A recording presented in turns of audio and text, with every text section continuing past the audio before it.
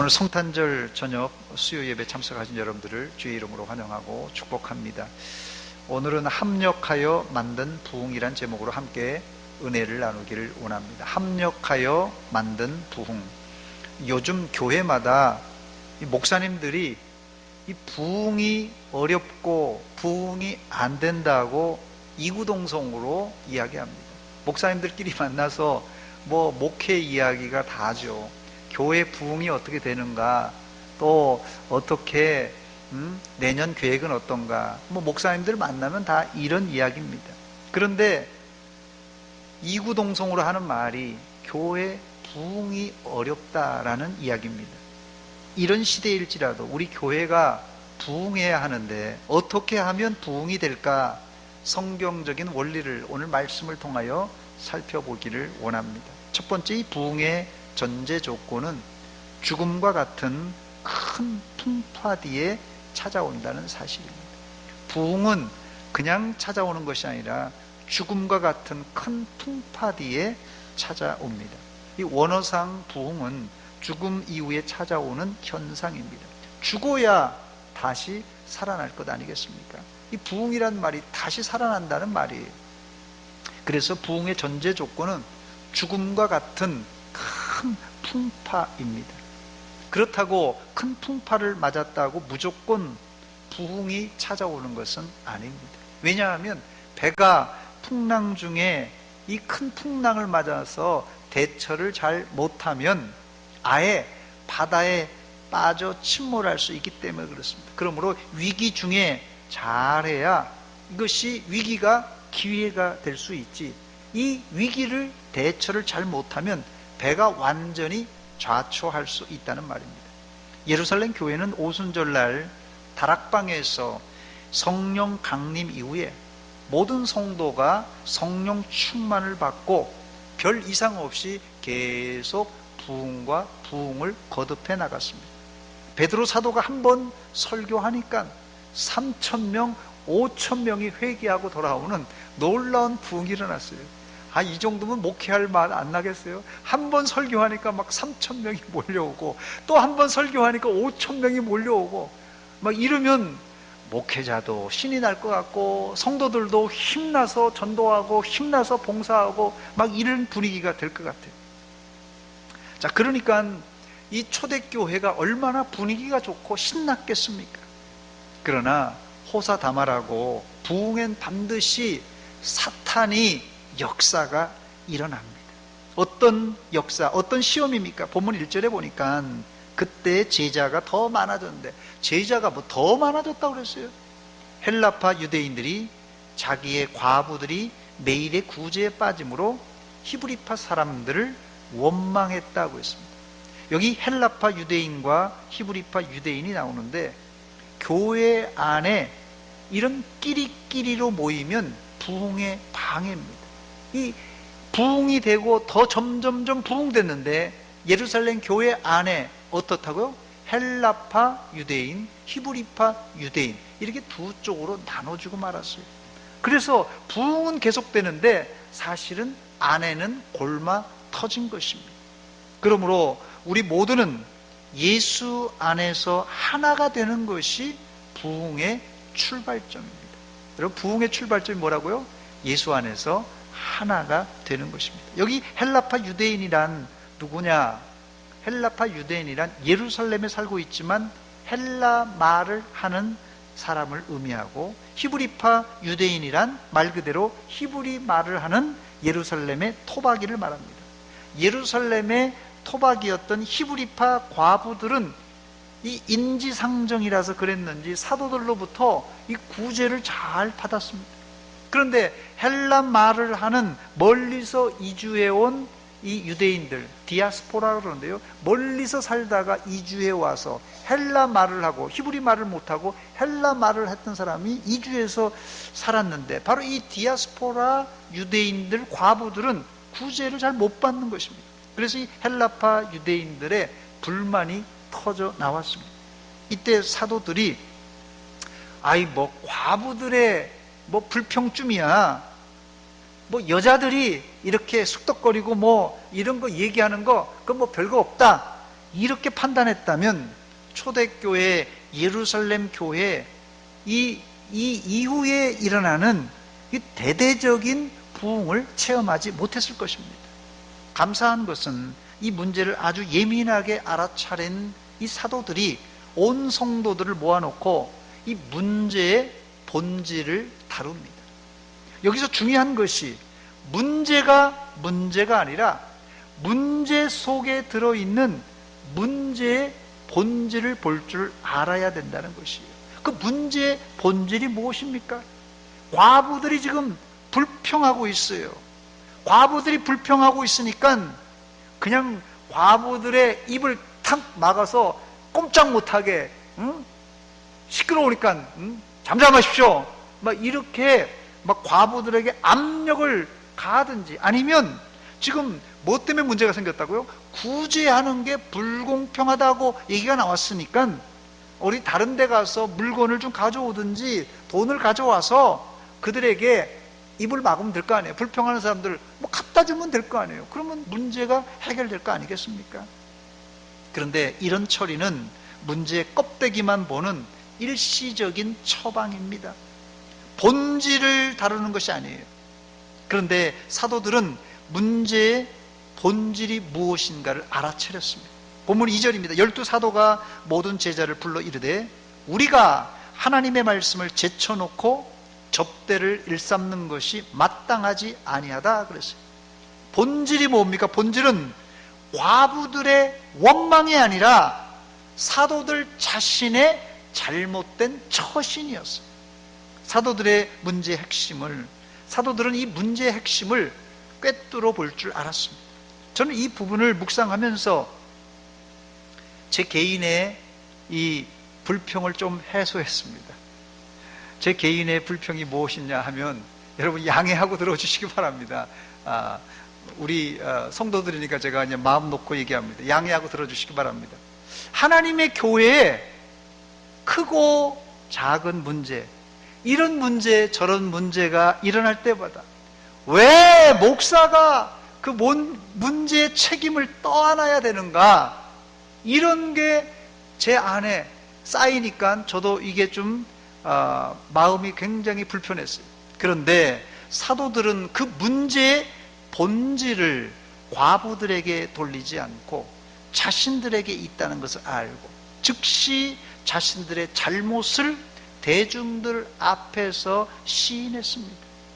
저는 위대한 예루살렘 교회의 부흥은 저절로 일어난 것이 아니라 문제의 본질을 꿰뚫어 본 이 사도들의 영적 해안과 남의 잘못보다 자신의 미성숙한 처신을 공개 사과했던 이 사도들에게 있다고 생각합니다. 그래서 저도 교회 안에 크고 작은 문제, 본질적인 문제가 지도자에게 있다는 사실을 기억하고 겸손하게 어떤 문제든지 책임감을 느끼고 기도하며 해결해 보려고 합니다. 두 번째, 이 문제는 사도들이 책임만 떠안는다고 해결되지 않고 사도들의 책임을 떠맡아줄 7명의 집사를 선출함으로 일단락되었습니다. 본문 3절입니다. 형제들아, 너희 가운데서 성령과 지혜가 충만하여 칭찬받는 사람 7을 택하라. 우리가 이 일을 그들에게 맡기겠다 그랬습니다. 여기 아무나 사도들의 책임을 맡을 자격이 아니라 여기 세 가지 중요한 하나님의 교회에 집사를 뽑는 중요한 이 구비된 조건들이 나오는데 세 가지가 뭡니까? 첫 번째는 성령이 충만한 사람을 뽑아야 된다는 것이에요. 교회 안에서는 무엇보다도 성령에 사로잡힌 종들이 필요합니다. 아무리 똑똑해도 성령 충만한 종들이 필요해요. 두 번째로는 지혜가 충만한 사람입니다. 아무리 신앙이 좋아도 미련하면 일을 그르칠 경우가 있습니다. 지혜가 있어야 돼요. 세 번째는 칭찬받는 사람입니다. 칭찬은 하나님께도 받아야 되겠지만 사람들에게 받는 사람이 바로 교회 안에 일꾼의 자격이 있습니다. 칭찬을 잘못 해석하면 인기 있는 사람으로 착각할 수 있어요. 요즘 이게 조금 교회마다 문제가 되는 경우가 있습니다.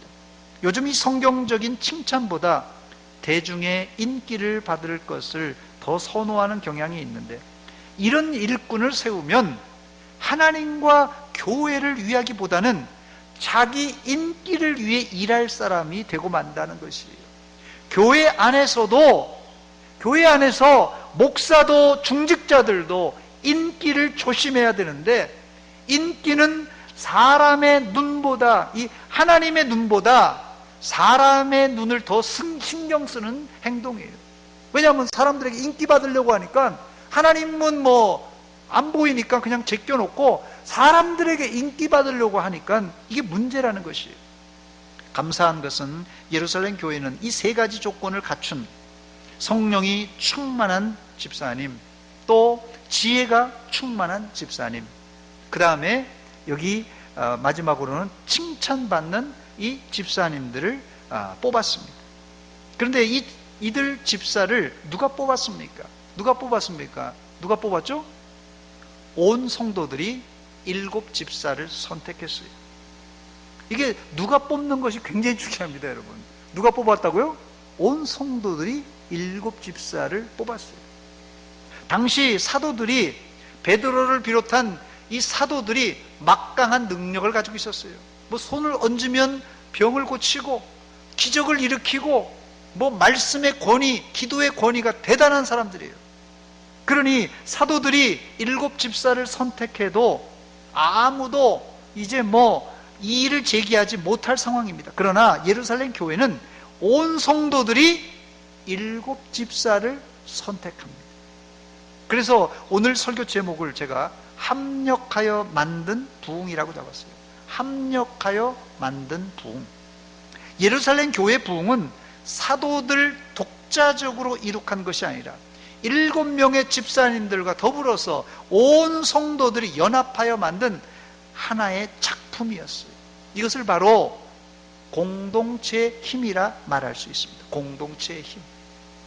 세 번째, 이런 교회 상황은 결국 사도들이 말씀과 기도에 힘쓸 수 있게 했습니다. 본문 4절입니다. 우리는 오로지 기도하는 일과 말씀 사역에 힘쓰리라. 21세기를 이 멀티태스킹 시대라고 합니다. 이 발음도 잘 안 돼요. 멀티태스킹. 이 멀티태스킹이라는 말은 한 사람이 동시에 한 가지 일이 아니라 2 가지, 3 가지, 4 가지를 한다는 것이에요. 이 멀티란 말이 다수란 말입니다. 이 태스킹은 어떤 일을 수행하는 거예요. 그래서 이 여러 가지 일을 동시에 수행한다, 그런 뜻이 멀티태스킹입니다. 예를 들어서 이건 불법인데요, 운전을 하면서 전화 받으시죠. 전화 받으면 안 되는데, 운전하면서, 요새는 이제 핸드프리니까 전화 받아도 됩니다만은, 운전하면서도 아주 그냥 스스럼 없이 전화 받는 분, 전화 받으면서 또 카톡하는 분, 운전하면서 전화 받으면서 또 카톡하는 분, 이런 분들을 이 멀티태스킹이라고 부릅니다. 저는 이거 한 가지 일도 제대로 못 하는데, 어떤 사람은 한꺼번에 2 가지, 3 가지, 4 가지 일을 동시에 하는 경우도 있고, 어떤 분은 자기 좌업이 하나 메인이 있는데도 세컨드로 2잡을 뛰는 사람, 3잡을 뛰는 사람, 요새 이런 분도 있습니다. 이렇게 능력자들을 볼 때는 어떨 땐 약이 오르기도 하지만, 그런데요 여러분, 멀티태스킹에 치명적인 약점이 있는데, 한꺼번에 여러 가지 일을 하다 보니까 일의 완성도, 일의 정확도가 현저하게 떨어진다는 것이에요. 그게 좋은 점도 있지만 약점이 있어요. 치명적인 약점이, 이게 정확도가 떨어지고 또한 이 완성도가 떨어지는 것입니다. 물론 한꺼번에 2명, 2개, 3개 거뜬히 해치우는 사람도 있습니다만은, 일반적으로는 사람이 이게 집중이 안 돼요. 운전하면서 전화 받고, 전화 받으면서 또 카톡하고 이렇게 저렇게 하는 사람도 있지만, 이러다가 사고 난다는 것입니다. 초대교회도 갑자기 교인들이 늘어나니까 12 사도가 이 팔방미인이 되어서 구제도 해야죠, 신방도 해야죠, 설교도 해야죠, 기도도 해야죠. 뭐 동분서주 아침부터 밤늦게까지 돌아다녔어요. 그런데도 할 일이 산적하게 쌓인 것입니다. 그러다가 바로 이런 이 헬라파 유대인들로부터 원망 불평이 터져 나온 것이, 며칠 전에 제가 유튜브에서 어떤 그 카이스트 교수님이, 예수 잘 믿는 교수님이더라고요. 카이스트 교수님이 간증을 하는 것을 제가 잠깐 들은 적이 있는데, 그분이 이제 미국에서 한 10년 정도 유학을 했더라고요. 10년 정도 유학을 하는 동안 그분 교수님 간증이 그거예요. 자기가 10년 동안 하루에 3시간씩 자고 공부하면서 그렇게 10년을 지냈다는 거예요.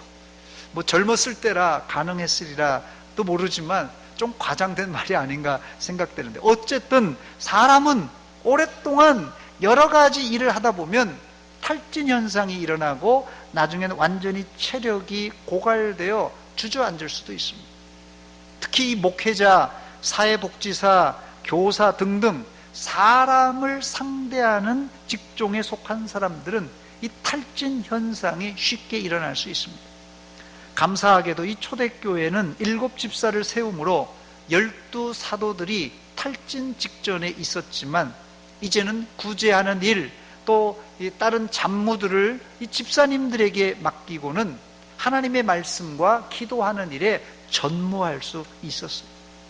이번에 우리 교회에서 안수 집사님들을, 또 권사님들을 세웠는데요, 임직받은 안수 집사님과 권사님들이 교회 안에서 기본적으로 바로 이렇게 목회자를 도와서 이런 일을 하라고 뽑아 놓은 것입니다. 교회 안에 모든 사역자는 독불장군식으로 일을 해서는 안 됩니다. 목사는 목사로서의 해야 될 일이 있고, 장로, 집사, 권사는 각자 자기 직분에 맞는 일이 있습니다. 바로 그 일을 우리가 협업하고 분업해서 잘 감당하면 되는 것입니다. 이것을 성경은 뭐라고요? 합력하여 선을 이룬다, 이렇게 말합니다. 네 번째로, 성도들은 사도들의 말에 토를 달지 않고 순종하여 7집사를 선출합니다. 본문 5절입니다. 온 무리가 이 말을 기뻐하여 믿음과 성령이 충만한 사람 스데반과 또 빌립과 브로고로와 니가노르와 디몬과 바메나와 유대교에 입교했던 안디옥 사람 니골라를 택했다 그랬습니다. 사도들이 우리가 말씀과 기도를 내팽개치고 구제하러 다니다가 구제도 제대로 못했으니 7집사를 뽑읍시다, 이렇게 사도들이 제안을 했어요. 이때 초대교회는 한 사람도 반대하지 않고, 오늘 본문에 보니까 온 무리가 이 말을 어떻게 했다고요? 기뻐하여. 온 무리가 사도들이 한 말을 어떻게 했다고요? 기뻐하여 순종했습니다. 교회가, 지도자가 한마디 하면 온 성도들이 그냥 순종하는 것이 아니라, 그냥 순종이 아니라 어떻게 순종했다고요? 기쁨으로 순종하는 교회, 이런 교회가 바로 합력하여 부흥하는 교회입니다, 여러분. 이것을 요즘 말로 표현하자면 목회자 중심 교회, 당회 중심 교회라 표현하고 싶습니다. 그렇다고 목사 마음대로, 당회 마음대로 하겠다는 것이 아닙니다.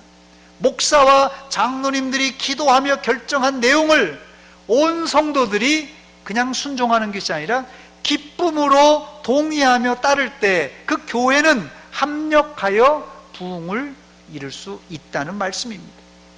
사실 예루살렘 초대교회에서 베드로 사도가 한마디 하면 베드로 사도 앞에서 아니요, 이렇게 말할 사람 누가 있었겠습니까? 그 권위 앞에. 그러나 베드로 사도는 독자적으로 하지 않고 성도들의 의향을 묻고, 또 성도들이 뽑은 7명의 집사를 안수하여 세웠습니다. 저는 이것이 우리 교회가 추구해야 될 이 교회 행정의 기본 틀이라고 생각합니다. 교회 행정의 기본 틀, 바로 이 성경의 근거에서 말씀드리는 것입니다. 본문 6절입니다. 사도들 앞에 세우니 사도들이 기도하고 그들에게 안수하니라. 7명을 뽑아서 성도들이 뽑았다고 그랬잖아요. 성도들이 7명을 뽑아서 누구 앞에요? 사도들 앞에 세웁니다. 이때 사도들은 그들에게 안수하여서 7명의 집사를 세웠다는 것이에요. 저는 여기서 아주 중요한 교회 의결 방식을 찾을 수 있는데, 교회는 민주주의의 형식을 가지고 있지만 엄밀한 의미에서 민주주의가 아니라 신본주의입니다. 교회는 민주주의가 아니라 신본주의, 하나님 중심주의입니다. 민주주의의 꽃이 뭡니까? 민주주의의 꽃이 뭐죠? 선거에 투표하는 것입니다. 소수의 의견이 다수의 의견을 따르는 게 바로 이게 민주주의의 꽃입니다. 그러나 성경적인 방법은 이 민주주의와는 좀 거리가 있습니다. 예를 들면 성경엔 다수보다 소수를 따른 경우가 상당히 많았습니다. 12명의 정탐꾼 중에 여호수아와 갈렙 두 사람과 10명의 정탐꾼의 이야기가 달랐어요. 민주적인 방식이라면 어떻게 되겠습니까? 다수결 원칙 아니겠어요? 10명의 의견에 따라간다면 그들 10명이 원했던 대로 애굽으로 돌아가든지 아니면 뭐 가나안으로 못 가고 다른 데로 갔을 것입니다. 그러나 하나님은 다수의 의견보다 소수의 의견에 손을 들어 주었습니다. 여기 성도들이 7명을 선택했죠. 성도들이 뽑았다고 그랬잖아요. 7명의 안수집사를. 7명의 집사를 뽑았어요. 이 사도들 앞에 세웠으니까 다 된 겁니까? 성도들이 7명을 뽑았어요. 사도들 앞에 데려다 놔서 다 된 겁니까? 아니에요. 사도들이 그들에게 기도하고 안수함으로 집사를 세우게 됩니다. 그렇게 해야 마무리가 된다는 것이에요. 좀 이해가 되십니까? 온 성도들이 이제 7명의 3가지 조건이 맞는 성령 충만한, 또 지혜가 충만한, 또한 이렇게 사람들과 모든 사람들에게 칭찬받는 이런 조건이 되는 사람을 뽑았어요. 그러나 마지막 인증 절차는 누구에게 있었어요? 사도들이 안수 기도함으로 이게 딱 맞아 들어가는 거예요. 성도들은 이제 온 마음이 하나가 되어서 뽑고, 사도들은 마지막 인증 절차인 안수 기도를 통하여서 이게 성도들의 마음, 사도들의 마음, 지도자의 마음, 성도들의 마음이 짠 하나가 되니까 그 이후에 제가 오늘 소개드리고 싶은 말씀이 뒤에 나오는데 그게 뭡니까? 이게 대대적인 부흥운동이 일어났습니다. 마지막으로 드리고 싶은 말씀이 바로 예루살렘 교회에 원망 불평이 있었습니다만은 결과적으로는 말씀이 왕성한 부흥이 일어났다는 말입니다. 이 땅 위에 교회 안에는 언제나 원망 불평이 없을 수가 없습니다. 여러분, 저 교회 뭐 건축을 잘해놓고 뭐 유명한 목사님이 아니면 뭐 어떻게 해서 참 좋겠다. 들어가 보세요. 이 땅 위에 교회 어디든지 원망 불평이 다 있습니다. 야, 저 탤런트 누구라고 그러죠? 원빈이라는 거예요? 누구? 저 남자하고 진짜 하룻밤이라도 내가 살고 싶다. 참 너무 멋져버려. 뭐라고 그럽니까? 그 아내가 한번 살아봐. 그런 거예요, 여러분. 하나님의 교회, 히터 좀 꺼주세요. 하나님의 교회, 이 땅 위의 교회는 아무리 포장을 잘할지라도 거기 안에 원망 불평이 없을 수 없는 것입니다. 그러나 이 원망 불평을 잘 다스리고 그것을 잘 해결하면 거기에는 큰 부흥을 이룰 수 있다는 것이 오늘 말씀의 결론입니다, 여러분. 본문 7절입니다. 하나님의 말씀이 점점 왕성하여 예루살렘에 있는 제자의 수가 더 심히 많아지고 허다한 제사장의 무리도 이 도에 복종하니라 그랬어요. 예루살렘 교회가 처음 과부들의 구제 문제로 불평이 나왔습니다만은 7명의 집사를 안수하여 세운 이후에 집사들은 사도들이 담당했던 이 구제와 봉사의 일을 잘 감당했어요.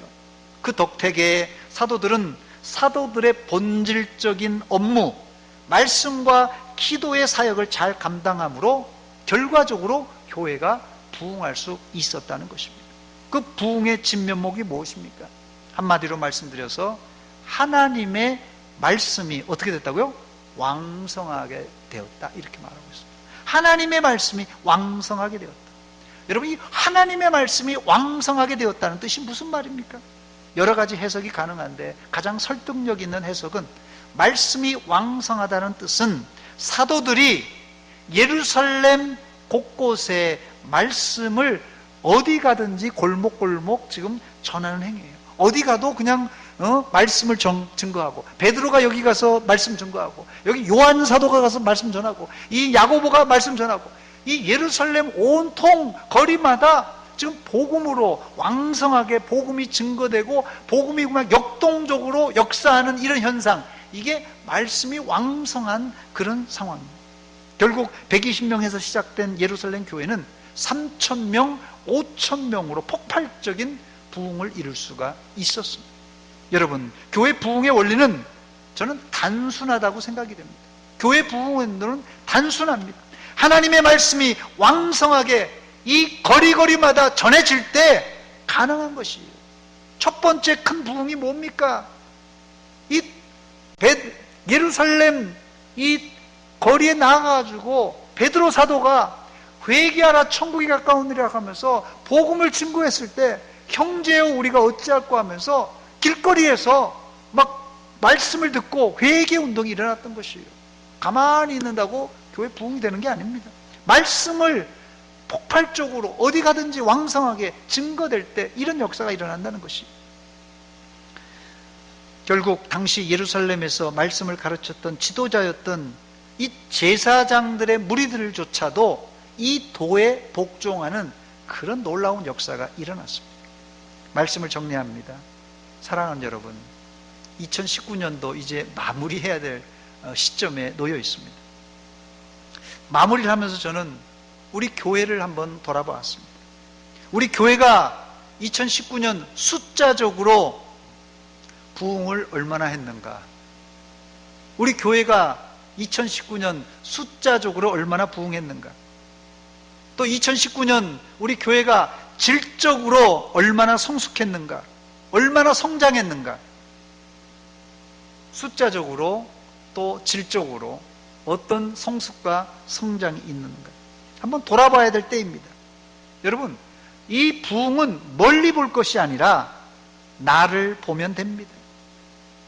우리 교회가 부흥됐네, 숫자가 많네, 적네, 그 얘기할 것이 없이 내가 2019년 올 한해 몇 명 전도했는가, 그거 보면 돼요. 또 내가 2019년 올 한해 얼마나 성숙하고 성장했는가, 그거 보면 됩니다. 뭐 멀리서 볼 거 없어요. 교회가 숫자가 많니 적니 그거 얘기할 거 없이 내가 1년 동안 몇 명을 전도했는가, 내가 하나님 말씀으로 얼만큼 성장했는가, 그거 보면 됩니다.